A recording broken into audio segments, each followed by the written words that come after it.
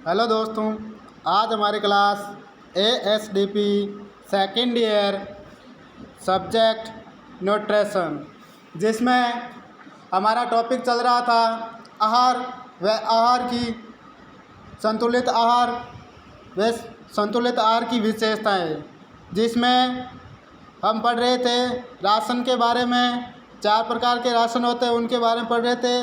पहला था आधारभूत राशन, दूसरा उत्पादन राशन, तीसरा संतुलित राशन। अब 4 नंबर राशन है वो है आदर्श राशन। तो इसमें देखेंगे कि आदर्श राशन क्या होता है, आदर्श राशन की विशेषता क्या है। तो स्टार्ट करते हैं। आदर्श राशन चारे दाने का वह समान मिश्रण जिसमें संतुलित आहार के सभी पोषक तत्व पशु की समस्त आवश्यकताओं को उसके शरीर भार के अनुसार उचित मात्रा में देने पर ही पूर्ण कर देता है, आदर्श राशन कहलाता है। जो उसकी आवश्यकता है उसको क्या है कि उचित मात्रा में देने पर पूर्ण कर देता है। फिर देखते हैं आदर्श राशन की विशेषताएं। आदर्श राशन काफ़ी सस्ता होना चाहिए, महंगा नहीं होना चाहिए, नहीं तो जो पशुपालक है उसको हानि होगी। ठीक है, नेक्स्ट है राशन संतुलित होना चाहिए। जो राशन है उसमें सभी आवश्यक पोषक तत्व प्रचुर मात्रा में उपस्थित होना चाहिए। नेक्स्ट है नॉन टॉक्सिन, मतलब विषैला नहीं होना चाहिए। विषैला होएगा तो पशु बीमार हो जाएगा। आसानी से पचने व अवशोषित होने वाला होना चाहिए। जो आसानी से पच जाए व अवशोषित हो जाए, ऐसा आदर्श राशन होना चाहिए। राशन में कचरा, मिट्टी, खरपतवार आदि नहीं होना चाहिए। जो हमारा राशन आदर्श राशन है उसमें कचरा, मिट्टी, खरपतवार आदि ये नहीं होना चाहिए। वांछनीय पोषक तत्व, जो वांछित पोषक तत्व वे होने चाहिए, जैसे प्रोटीन है, कार्बोहाइड्रेट है, वसा है, विटामिन है, जल और खनिज लवण उचित मात्रा में होने चाहिए। अब देखते हैं कि जो पशु को हम आहार दे रहे हैं, संतुलित आहार, आदर्श राशन, जो राशन होते हैं वो अच्छे राशन के सिद्धांत। अब इन राशनों के जो हम सिद्धांत देखेंगे, ठीक है, क्या क्या सिद्धांत है।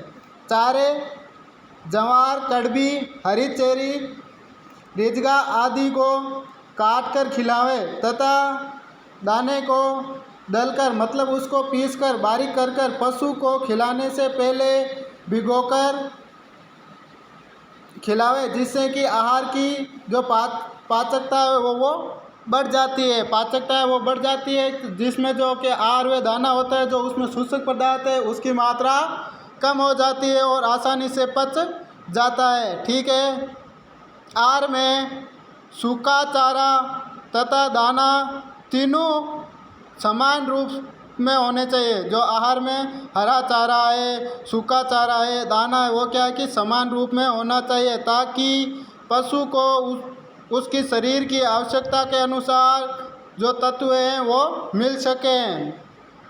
खनिज लवण की कमी को दूर करने के लिए पशु को 50 से 60 ग्राम खनिज लवण, जो 50 से 60 ग्राम खनिज लवण तथा 30 ग्राम नमक क्या है कि पशु को प्रतिदिन देना चाहिए। आहार में हरा चारा अवश्य मिलाना चाहिए। जो आहार है उसमें हरा चारा अवश्य ही मिलाना चाहिए। नेक्स्ट है पशु के लिए आवश्यक आहार की गणना सूचक पदार्थ के आधार पर करें। जो आहार की जो गणना है वो सूचक पदार्थ के आधार पर करें। पशु को दिए जाने वाले दाने में 11 से 12% DCP तथा चारा नहीं होने की, जब उसमें चारा नहीं होता है तो उसमें दाने में DCP 16 से 18% होने चाहिए। ठीक है, नेक्स्ट है दुधारू गायों के दाने में, जो दुधारू गाय है उसके दाने में 15 से 17% DCP व 70% TDN होना चाहिए। जो दाना है उसमें 15% 15 से 17% DCP व 30% TDN होना चाहिए। राशन को अधिक स्वादिष्ट बनाने के लिए मोलासेज अथवा गुड़ का प्रयोग करना चाहिए। ठीक है, जो स्वादिष्ट बनाने के लिए इनका क्या है प्रयोग करेंगे, जिसे पशु आहार को रुचिरूप रूप से खा सकें। ठीक है, नेक्स्ट है प्रत्येक पशु दूध देने वाले तथा गर्भित पशु को 2 से 5 केजी हरा चारा अवश्य देना चाहिए।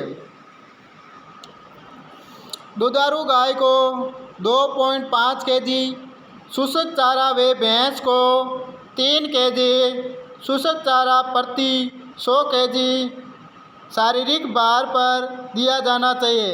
अब देखेंगे मोस्ट इम्पोर्टेंट पॉइंट, कौन कौन से मोस्ट इम्पोर्टेंट पॉइंट है वो देखते हैं। गर्भित पशु को प्रतिदिन 2 से 3 केजी दाने की आवश्यकता होती है। ठीक है, 2 नंबर पॉइंट है प्रजनन हेतु सांड को 1 से 2 केजी दाने की आवश्यकता होती है। ठीक है, भारवाहक बैल को, जो बार डोलने वाले बैल होते हैं उनको 1.5 से 2 केजी दाने की आवश्यकता होती है।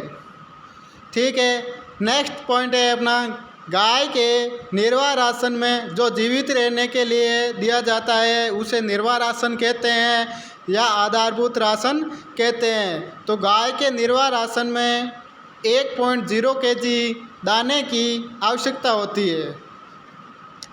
भैंस के निर्वाह राशन में 1.5 केजी दाने की आवश्यकता, जो भैंस होती है उसके निर्वाह राशन में 1.5 केजी दाने की आवश्यकता होती है। ठीक है, ये हो गए अपने राशन के बारे में। आहार व संतुलित आहार की विशेषताएं, ये चैप्टर हमारा कंप्लीट है। ठीक है, धन्यवाद।